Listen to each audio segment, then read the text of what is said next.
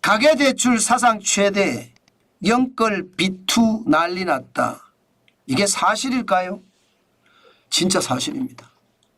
야, 대출 이렇게 많이 나간다 하는 이야기를 문재인 정부 때 가계대출 위험하다, 가계대출 위기다 이러다가 집값 폭등한다 이런 말을 제가 자주 했는데 윤석열 정부에서도 똑같은 말을 하리라고는 생각지도 못했습니다.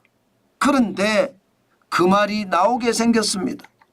지금 2024년 7월을 보십시오. 1120조 8천억 원입니다. 가계대출 사상 최대입니다. 은행권의 가계대출이 말입니다. 엄청나게 늘어나잖아요.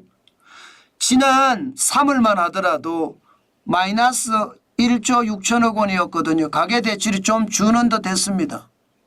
그런데 4월에 5조 이상이 늘어나더니요. 6월, 7월 계속 늘어나고 있습니다. 7월에도 5조 5천억 원이 늘어났습니다.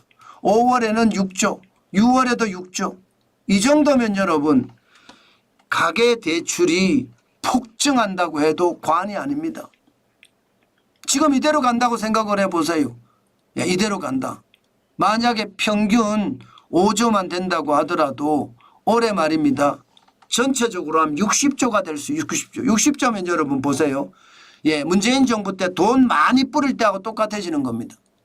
2017년 58조 8천억 원, 2019년 60조 7천억 원, 2020년 100조 5천억, 100조 5천억 원, 100조 5천억 원. 난리도 아니죠. 가계대출. 이때가 집값이 올라가기 시작해서 2021년까지 난리가 났잖아. 2022년 초반에도요.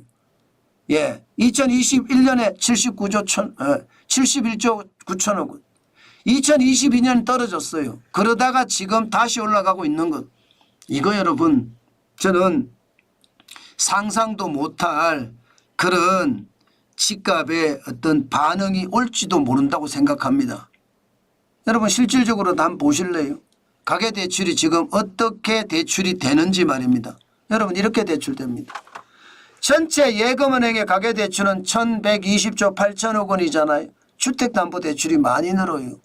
882조 5천억 원, 5조 6천억 원이 넘습니다. 5조 6천억 원. 기타 대출이라고 하는 신용대출은 오히려 1천억 원이 줄었습니다. 그래서 237조 4천억 원이에요. 결국은 집사자는 이야기잖아요. 게다가 주택담보대출을 받아서 실질적으로 비투하자 그런 얘기도 여기엔 숨어 있습니다. 그 정도로 말입니다. 지금 돈 빌려서 집을 사고 돈 빌려서 비투하겠다는 사람들이 늘어났다는 뜻입니다.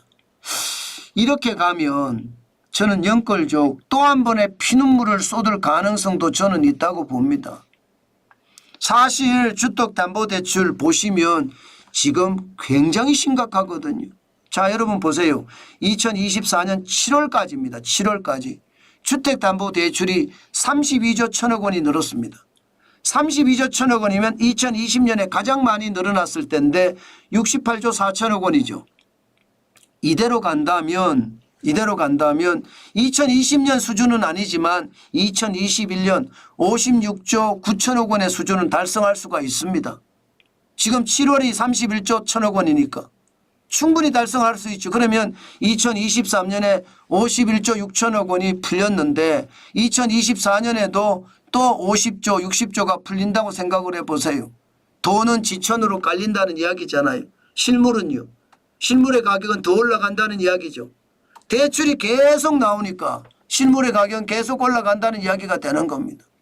그나마 다행인 것은 여러분 신용대출이 준다는 거예요. 2020년은 32조 4천억까지 신용대출도 늘었거든요.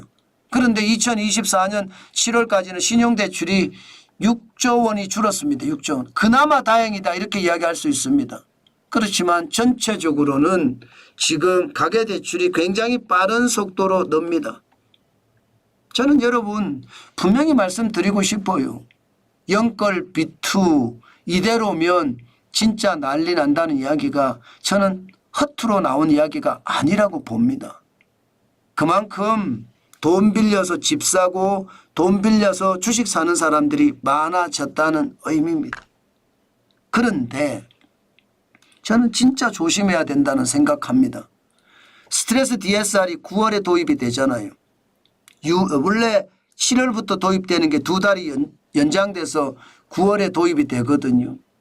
스트레스 DSR이라는 게 결국은 세금에다 가상금리 더 붙여서 이자를 더 많이 받겠다는 게 핵심입니다.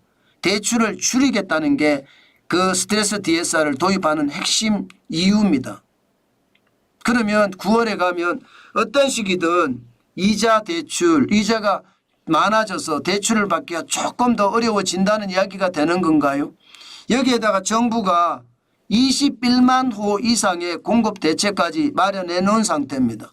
그렇다면 집값에 저는 변동성이 있을 거라고 생각을 합니다. 지금 당장 이 8월에는 변동성이 그렇게 많지는 않을 거예요. 8월에는. 그러나 9월에 가면 어떤 시기든 변동성은 나타날 거라고 보거든요. 저는 너무 성급하게 움직이지 마시라 그 말씀 꼭 드리고 싶어요. 그만큼 연끌하신 분들 조심하시란 의미고요. 비투하신 분들도 마찬가지입니다. 일반적으로 말입니다. 8월, 9월이 주식 투자에는 비수기라고 합니다.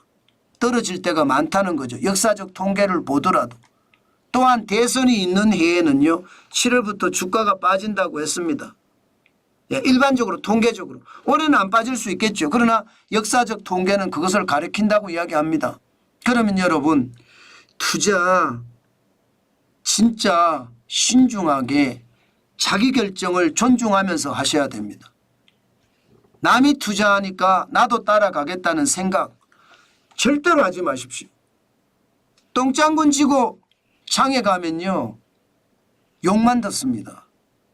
똥장군 지고 장에 갈 것이 아닙니다. 남들이 간다고 나는 똥장군 지고 장에 간다고 하는데 그것이 아니에요.